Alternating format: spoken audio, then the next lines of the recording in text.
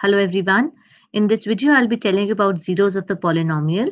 Now, polynomials is a very important chapter for class 10th CBSE exams 2021. Reason being, if you see the sample paper, there are 10 marks questions of the polynomials chapter in the standard sample paper. There's a 1 mark question, a 2 marker, then a question of 3 marks, and a complete case study of 4 marks. So polynomials is a very important portion, so I have made two small videos. This is the first one in the line. You all know about the degree of the polynomial. The highest power of x in the polynomial px is called the degree of the polynomial. Few examples are, you all know about the linear polynomials, the quadratic polynomials, and the cubic polynomials. A polynomial of degree 1, a linear polynomial, wherein the degree, the highest power of the variable is 1. So all these are having the power of the variable as 1. A general form of the linear polynomial of degree 1 is ax plus b, where a and b are real numbers and a is not equal to 0. A polynomial of degree 2, it is called the quadratic polynomial. General form of this polynomial is ax square plus bx plus c, where a, b, and c are real numbers and a is not equal to 0. Let us come to a polynomial of degree 3, a cubic polynomial. All these are the cubic polynomials. For a general form, ax cube plus bx square plus cx plus d, where a, b, and c and d are real numbers and a is not equal to 0. So let us take up a polynomial x square minus 3x minus 4.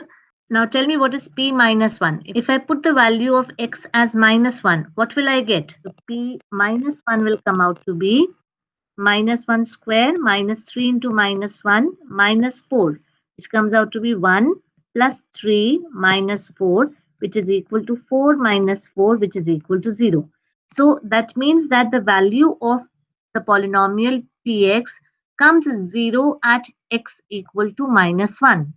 Exactly same way, if I will put x equal to 4 here, let us try to do that. P of 4, what do we get? 4 square minus 3 into 4 minus 4. That means 16 minus 12 minus 4, which comes out to be 16 minus 16, which is again 0. That means 4 is also the value of x, which is making the polynomial px equal to 0. So those values for which the polynomial becomes 0 are called the zeros of the polynomial. So I can say that minus 1 and 4 are called the zeros of the quadratic polynomial x square minus 3x minus 4. In general, a real number k is said to be the zero of the polynomial px if pk is equal to 0. The polynomial at x equal to k, when I put and the polynomial becomes 0, I say that it is the zero of the polynomial. If k is the zero of the polynomial 2x plus 3, then automatically pk becomes 0, means instead of x, if I will put k, the polynomial will become 0. So 2k plus 3 is equal to 0, and we get the value of k as minus 3 upon 2. If k is the 0 of the polynomial px given by ax plus b, pk is equal to 0 means it will mean ak plus b is equal to 0, and I will get the value of k as minus b upon a. So the 0 for linear polynomial ax plus b is given by minus b upon a. This is the 0 of the polynomial, a linear polynomial. That means it is equal to minus sign, the constant term, upon the coefficient of x. The geometrical meaning of the zeros of the polynomial. What do they geometrically mean? A real number k is the 0 of the polynomial px if pk is equal to 0. So consider first linear polynomial ax plus b. When will this polynomial ax plus b become 0? So if I take y is equal to ax plus b, so y will be equal to 0 when this polynomial will intersect the x-axis. So the value of x at that point, when this line will meet the x-axis, that will be the 0 of this polynomial. So for a linear polynomial ax plus b, the graph of y is equal to ax plus b is a straight line which intersects the x-axis at exactly one point, namely minus b upon a comma 0. So therefore the linear polynomial is exactly 1, 0, namely the x-coordinate of the point where the graph of y equal to ax plus b intersects the x-axis. And for a linear polynomial, how many zeros did I get? I get only 1 0. Let us take about the quadratic polynomial. For a quadratic polynomial, you have done the case study questions in the CBSE sample paper also, wherein they have shown the parabolas. So a quadratic polynomial ax square plus bx plus c, which is not equal to 0, the graph of the corresponding equation y equal to ax square plus bx plus c has one of the two shapes, either open upwards like this or open downwards like this, depending on whether a is greater than 0. If a is greater than 0, then you will be having a u-shaped parabola, and if a is less than 0, then you'll have an inverted u like this. These curves are called parabolas. So the zeros of the quadratic polynomial are precisely the x coordinates of the points where the parabolas representing y is equal to ax square plus bx plus c intersects the x-axis. You can get a 1 mark question in the form of fill in the blank or in the form of an MCQ, that what are the zeros of the quadratic polynomial, or for that matter for any polynomial, it is the x coordinate of the point where the graph of the polynomial is intersecting the x-axis.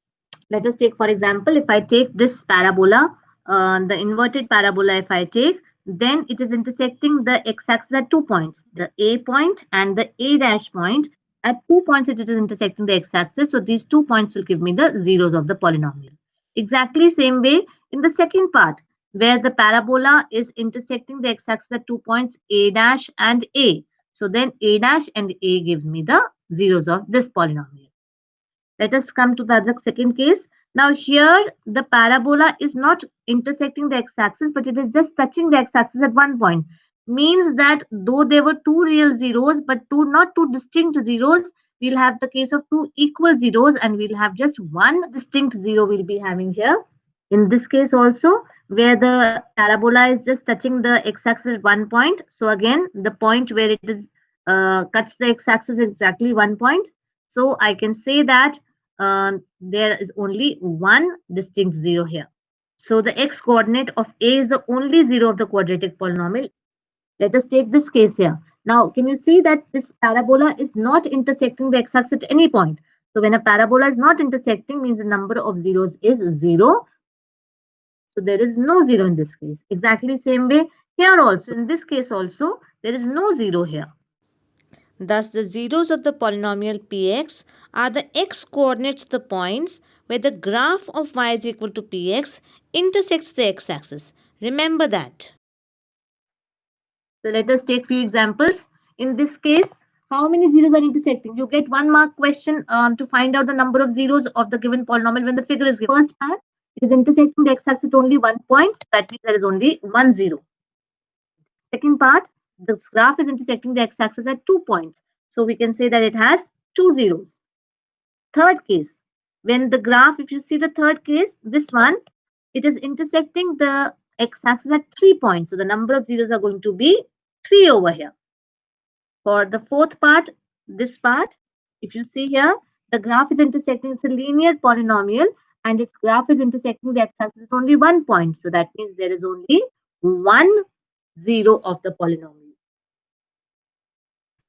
In the fifth case, though it's a quadratic polynomial, number of zeros are actually 2, but since they both are equal, the points are coinciding.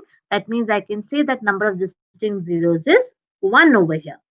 For the sixth part, at how many places is the graph meeting the x-axis? 1, 2, 3, 4. So therefore, the number of zeros is 4. So this way you can do exact oral exercise, the first one. Here there are no zeros. Here there is only 1 0. Here if you see, the graph is intersecting the x-axis at 3 points. So the number of zeros is 3 over here. In this one, in the fourth part, the number that's intersecting the graph at 2 points. So the number of zeros is 2 over here. In this one, 1, 2, 3, and 4. So number of zeros is 4 in this case. And the number of zeros here is 1, 2, 3. So there are 3 zeros in this case. So I can find out the number of zeros. That is what is going to be asked in your exams from this portion. That how many zeros can you see? So you should be able to identify at whatever number of points the graph is meeting the x-axis. That is the number of zeros. So I hope this concept is clear to you. I'll be soon sharing the second video with you. Thank you so much.